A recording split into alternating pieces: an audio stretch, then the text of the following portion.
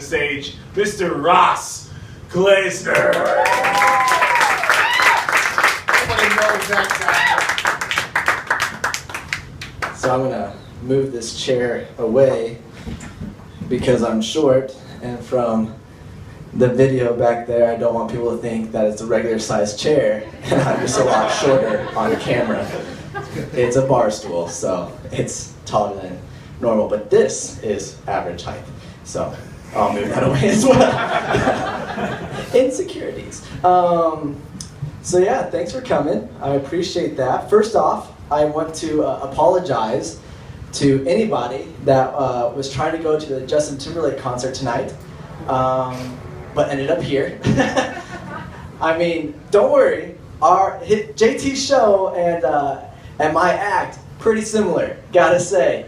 I mean, there is going to be less singing, a lot less dancing, not as good looking, but okay, so maybe we aren't really a lot alike in our performances, but I'm free and he's not, so congratulations on making the economical choice. So yes, no, I get asked a lot if I get nervous doing stand-up comedy, and the answer is yes, because I have what some people call anxiety, and so that means I'm always nervous. And when I get nervous, I tend to make jokes to cover up for that. So it kind of plays out to my advantage. So sorry to my friends who I'm always making jokes about and around. I'm not gonna lie, this is like the most friends I've ever had in one setting at a time. So that is what I shall refer to you as now, because you can't tell me no.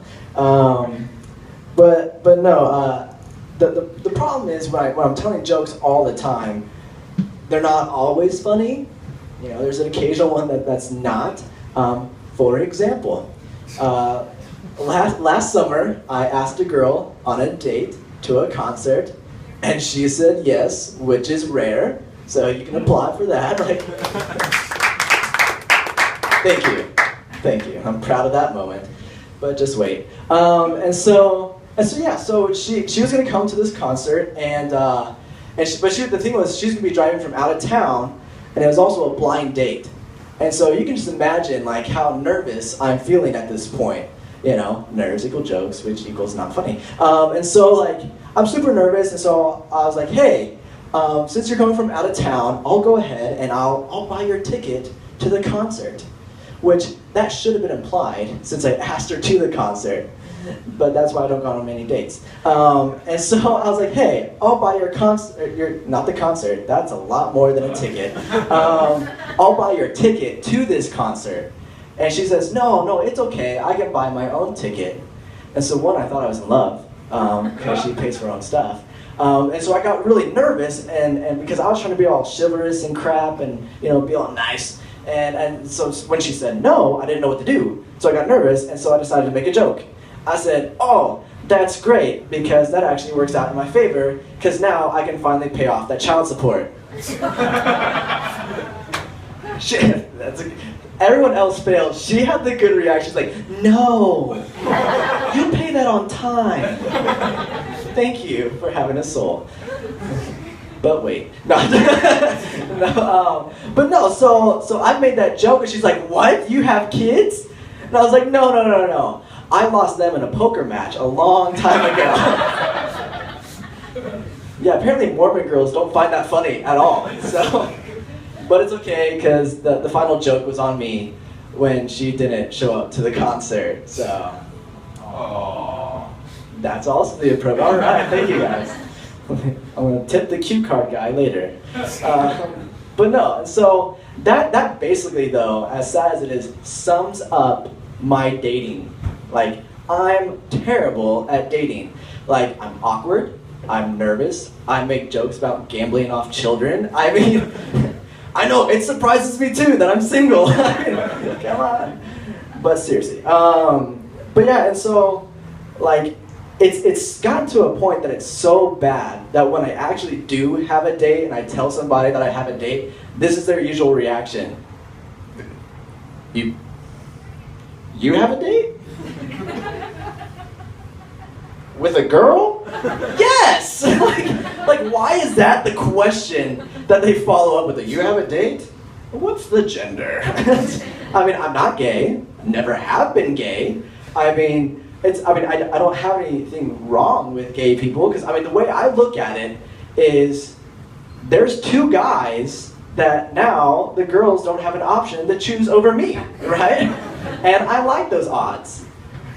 Until the lesbians came and ruined that ratio. So, thanks a lot.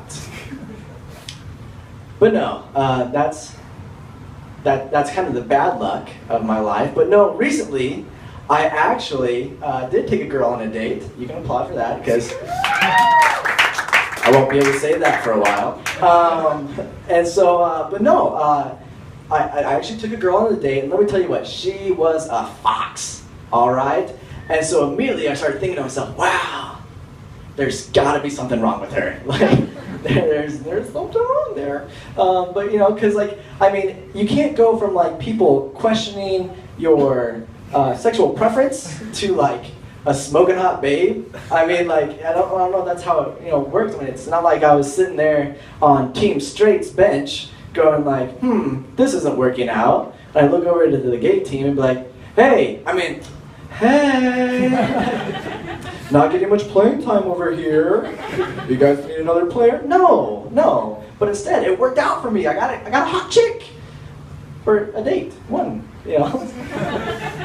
tally mark on a blank sheet of paper. But no. And so she said yes. So I was pretty excited about that. And so I picked her up and we went out to a movie, and we found our seats and we sat down.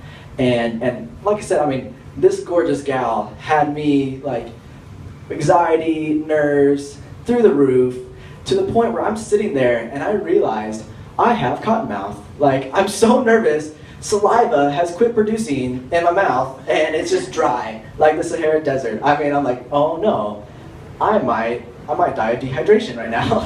This is bad. My nerves are literally going to kill me. And so I excused myself and I went to go get a drink. And so I go to the old H2O fountain, because that's the extent of my science, is I know that molecule. And I get a drink. I wet the palate and I give myself a little pep talk, like, hey, she's here with you. You got this. You did pay for a ticket, so it's an official date. You're stepping up your game.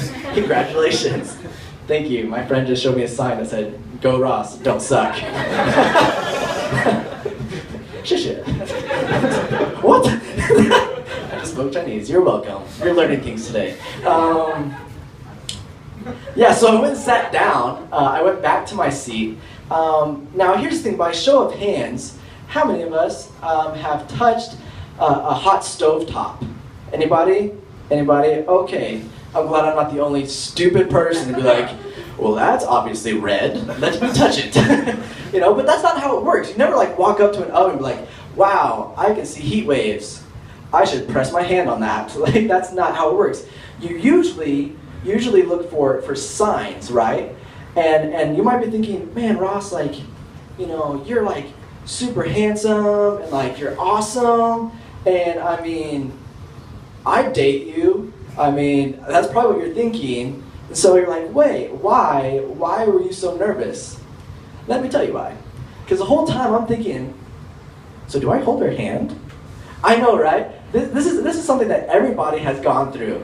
But the difference is you went through it in middle school, and I went through it in my mid-20s. I'm like, oh, what do I do? Because as a guy, you look for those signs, right? If she's sitting there and her hand is off to the side by itself, green light, go for it, right? If her hand is on her leg, that is a yellow light. Proceed with caution. Because if you miss, you just awkwardly grab thigh. And then there's the crossed arms. Red light. Do not go for that. You look like an extreme weirdo. Give me that hand. It turns into a wrestling match at that point, and then someone's gonna give in, and it never ends well. Trust me. And so yeah, so just like the oven, there are signs, there are warnings that you are aware of if you're thinking about it. But you never, like I said, you never touch the oven when you are aware and acknowledging those signs. It's always on accident when you're not thinking, when your mind is preoccupied by something else. Like dying of dehydration because you don't have any spit in your mouth and you just had to go to the water fountain and you got a cute girl sitting in the movie theater and you're like, wait, did I leave her sitting next to another guy? Great, they're probably talking, they're probably engaged, she's not even gonna be there. And I walk in and she was there, so that's good. But what happened was I went and I sat down and my friends, I made a mistake.